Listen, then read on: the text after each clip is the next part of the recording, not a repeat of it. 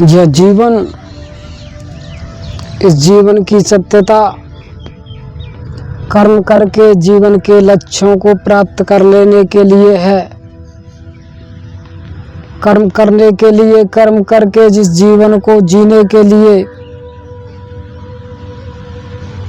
इस जीवन की सत्यता को प्राप्त करने के लिए जो सांसारिक प्राणी इस जगत में कर्म करता है, जो इस जगत में व्यवसाय करता है, व्यापार करता है, वह इस व्यापार में, इस व्यवसाय में 100 रुपये लगा करके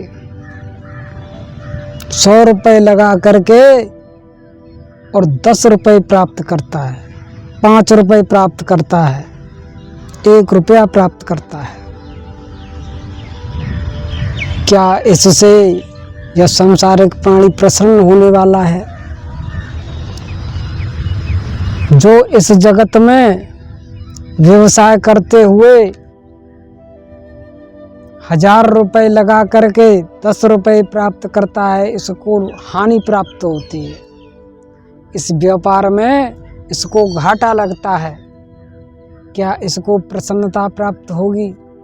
क्या इसके माता पिता, घर परिवार के मित्रगण, मिलने वाले और भी सांसारिक प्राणी हैं, क्या इस व्यापार को देख करके, जान करके, इसकी कर्मगति को जान करके इससे प्रसन्न होंगे?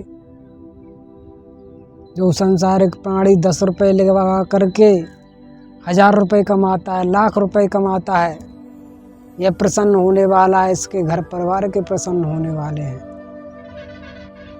मेरे प्रेम स्वामी कहते हैं कि इस जगत में यह जो तेरा जीवन है, यह दोहरे रूप में है।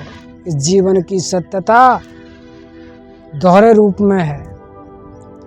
एक इस जीवन का जड़ पहलू है,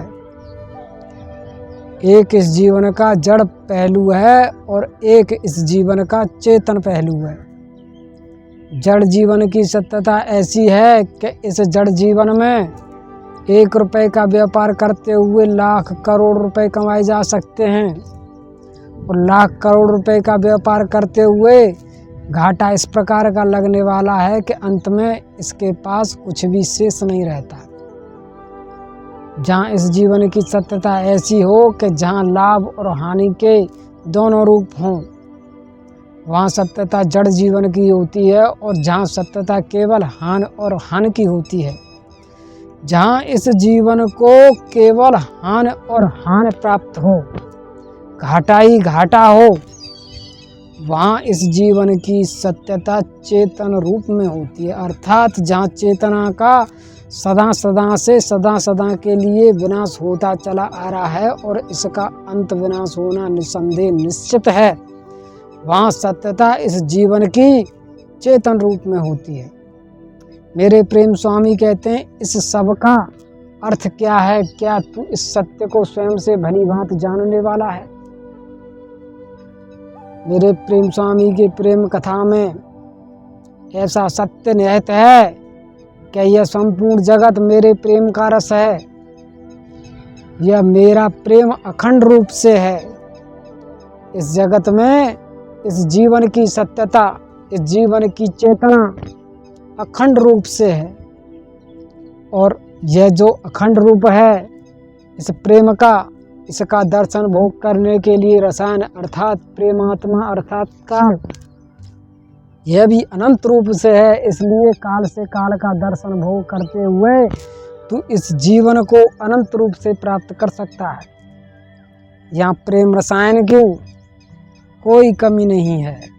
प्रेम रसायन से उत्पन्न होने वाले जीवन की कोई कमी नहीं है, और जो इस जीवन के रूप में जैव ईंधन का सत्य बन जाने वाला है, उसकी भी यहाँ कोई कमी नहीं है।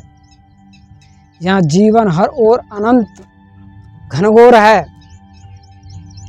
ऐसे इस जीवन के गर्भगृह में मेरे प्रेम स्वामी की प्रेम चुनौती है कि तू इस जीवन को प्राप्त करके इस अनंत प्रेम सागर से स्वयं के लिए जितना जीवन जीत सकता है उतना जीवन तू जीत करके इस जीवन की सत्यता को प्राप्त करके अटल और अमर हो जा।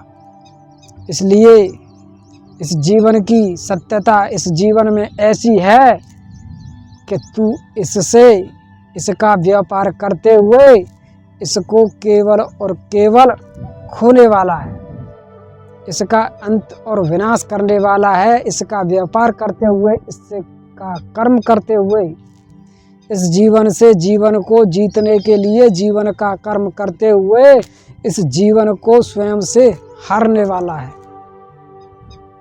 तुझे हराने के लिए यह संसार है, यह जगत है। इस जगत में तुझे प्रेम करने वाले व्यापार करते हुए तेरा लाभ और हानि जान करके तुझसे प्रसन्न होने वाले हैं, कुछ तुझसे दुखी होने वाले हैं। पर यह गुण धर्म की जो प्रकृति है यह स्वयं के चेतन रूप से है। तू कर्म करके यहाँ जब हारता है तो यह प्रसन्न होती है। इस जीवन को प्रदान करके तुझे यह हराती है, नित्य निरंतर हराती है। और तुझे हराने के लिए यह स्वयं में अर्थात तुझ में स्वयं का भाव प्रदान करके तेरा अंत और विनाश करती है कि तू इस जीवन का विनाश कर। और विनाश करके यह जान ले कि यह जीवन कितना है, यह जीवन कैसा है। अर्थात इस जगत में जिस सांसारिक प्राणी को जिस प्रकार की गुण धर्म की प्रकृति प्राप्त है, जो जिस प्रकार के छल बल से भाव विचार मन बुद्धि विवेक से है, इसके पास इसको यह प्राप्त हुआ धन कितना है, कैसा है, क्या है, जो इस जीवन में अटल बना हुआ है, इस जीवन की अटल सत्यता का इसके लिए रहस्य क्या है, भेद क्या है, यह इसके लिए कितना है, क्या यह अनंत है। मेरे प्रेम स्वामी कहते हैं जो जैसा है वह इसको जानने के लिए है कि यह कितना है, कैसा है, क्या है। इसलिए इसका खंड खंड होकर के यह जो इसका एक जीवन अखंड रूप है, इसका विनाश होना निसंदेह निश्चित है। और इसका विनाश करने के लिए यह इसकी प्रकृति, इस प्रकृति में प्रकृति प्रवेश कर जाने वाली है। और गुण धर्म की प्रकृति इसमें प्रवेश करके कर्म क्रिया करके क्रिया प्रतिक्रिया करके इसका अंत विनाश करती है। अंत विनाश करके इसको खंड खंड कर देती है। और यह खंड खंड होने वाला इस खंड खंड से इस खंड खंड को जानने वाला है। और यह जानने की कथा इसके अखंड रूप से अर्थात इसका जो स्व अध्याय है इससे पूर्ण होती है। इसलिए मेरे प्रेम स्वामी कहते हैं कि यह जो प्रकृति है यह चेतन है, जो जैसा है इसका विनाश करने के लिए इसका व्यय करती है, इसका विनाश करती है, इसमें प्रवेश करके इसके जीवन का अंत करके इसके लिए यह सत्य सिद्ध करती है कि तू अब इसमें इस प्रकार के सत्य से शेष है। और जो शेष है वह इस भूत कथा से स्वयं को जानने वाला है कि मैं ऐसे सत्य का विनाश करके हूँ। जिस धनी व्यापारी का, जिस धनी सांसारिक प्राणी का पुत्र या पुत्री, संतान, वंशज स्वयं के लिए ऐसा सत्य प्राप्त कर लेती है कि मुझे माता पिता से, मुझे पूर्वजों से इतना धन प्राप्त है, विरासत में मुझे यह रियासत मिली हुई है, इस प्रकार का पद अधिकार मिला हुआ है, मैं राजा हूँ, मैं राजा हूँ। जिसको जिस प्रकार की सत्ता अपने पूर्वजों से प्राप्त होती है वह इस सत्ता को प्राप्त करके एक और सांसारिक प्राणी ऐसे हैं, एक और सांसारिक प्राणी ऐसे हैं कि इस जगत में धन को कर्म से प्राप्त कर लेते हैं। एक और सांसारिक प्राणी इस जगत में ऐसे हैं कि चलते चलते इनको धन धान्य की स्वतः प्राप्ति हो जाती है, खजाना मिल जाता है। इन समस्त सांसारिक प्राणियों के लिए सत्य ऐसा होता है कि यह अहंकार के वशीभूत होकर के इस धन का व्यय करते हैं। और इस धन का व्यय वह वहाँ तक करते हैं जहाँ तक इस धन का दर्शन भोग के द्वारा विनाश होता रहता है। इस धन का व्यय करते हुए, विनाश करते हुए यह वहाँ पहुँचते हैं जहाँ इनके लिए यह धन शेष नहीं रहता। जिसको विरासत में 1 लाख रुपए मिले हैं, 1 लाख रुपए से जो इस जीवन का दर्शन भोग करते हुए इस 1 लाख का व्यय करता रहता है, लुटाता रहता है, लुटाते हुए, व्यय करते हुए, दर्शन भोग करते हुए इसके पास 1 रुपया रह जाता है। जब 1 रुपया रह जाता है तो इस 1 रुपये को देख करके, जान करके यह इससे जानता है कि क्या इससे यह उस प्रकार का दर्शन भोग कर सकता है जैसा कि इसने 1 लाख रुपए में दर्शन भोग किया। इसलिए यह प्रकृति है, यह प्रदान करके इसको वहाँ ले जाती है जहाँ इसके पास कुछ शेष नहीं रहता। इसको प्रदान करके जो भी इसको मिला है, इसको फूंक पजारने के लिए यह बाध्य करती है। धन से कोई भी संतान, कोई भी वंशज धन कमाकर धन का विस्तार कर सकता है। एक और संसारिक प्राणी ऐसे हैं कि जो भी प्राप्त हो जाता है, प्राप्त हुए से धन का विस्तार करते हैं। यह जड़ जीवन है, पर चेतन जीवन की परिभाषा यह है कि जिसको जो प्राप्त होता है, प्रकृति इसका विनाश करने के लिए इसमें प्रवेश कर जाती है और विनाश करने के लिए इसको बाध्य करती है, और बाध्य करने के लिए इसको नाना प्रकार के भाव विचार देती है, इसको स्वप्न प्रदान करती है, इसे सपनों का जीवन प्रदान करती है। यह संसारिक प्राणी स्वयं के चेतन जीवन से इस सपनों का हो जाता है, सपनों में चला जाता है, सपनों में डूब जाता है, सपनों के लिए कर्म करता है, सपनों का पीछा करने वाला इनको स्वयं में बांध लेता है, इनको लक्ष्य बना लेता है। और जहाँ यह संसारिक प्राणी सपनों को स्वयं का लक्ष्य बना ले, वहाँ इसके जीवन का तीव्र गति से विनाश होता है। इस जीवन को ऐसे जान लेना चाहिए कि इसमें 10 रुपये का बल है, इसमें 10 रुपये का बल है, और जीवन का दर्शन भोग करते हुए यह 9 रुपये का बल व्यय कर देता है। इसके पास 1 रुपये का बल रह जाता है। अब क्या यह 1 रुपये के बल से उस प्रकार का दर्शन भोग कर सकता है जिस प्रकार का इसने दर्शन भोग 10 रुपये से किया?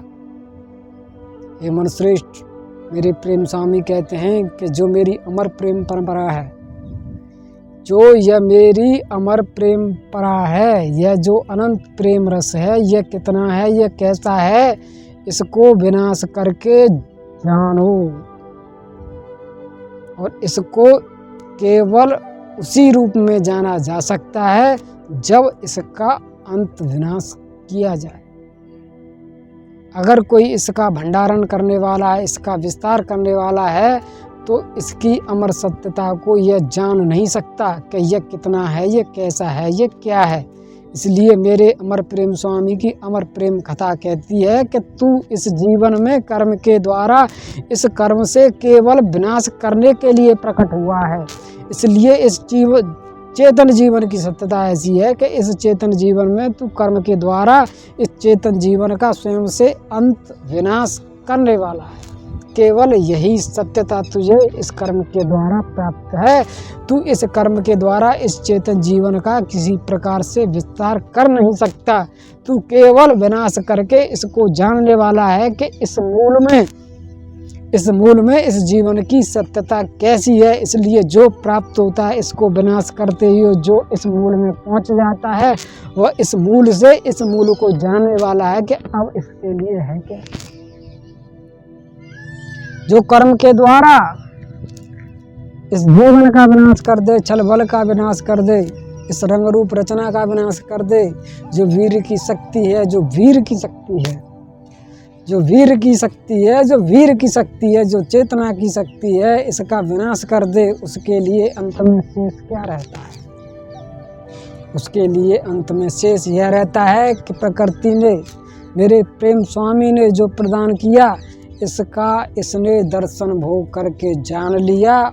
और अब जो यह है, यह किस रूप में शेष है, इसलिए इस रूप से इस रूप को जान के तेरे सत्य की सत्यता यही है। और जो तुझे मिला यह मेरी प्रेम कथा है, यह तेरे लिए सत्य नहीं है। जो सत्य है वह अब है, पर ऐसे जीवन की सत्यता मुझसे, मेरे प्रेम स्वामी कहते हैं, अनंत हैं। तो यहाँ से ऐसे जीवन को अगले चरण में मुझसे पुनः प्राप्त कर। इस जीवन से विनाश करते हुए ऐसे जीवन की सत्यता इसको पुनः प्राप्त होती है और यह पुनः इसी प्रकार से इसका अंत विनाश करने वाला है।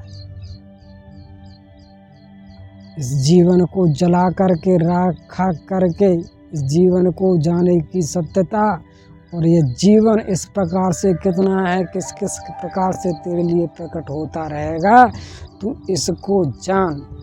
एक और अध्यात्म की है, इस अध्यात्म की से इन दोनों सत्यों को जानने वाला है कि एक और विनाश होता है और विनाश से एक और क्या तेरे लिए शेष रहता है, और जो शेष रहता है एक और वह है, वह अध्याय है, स्व अध्याय है।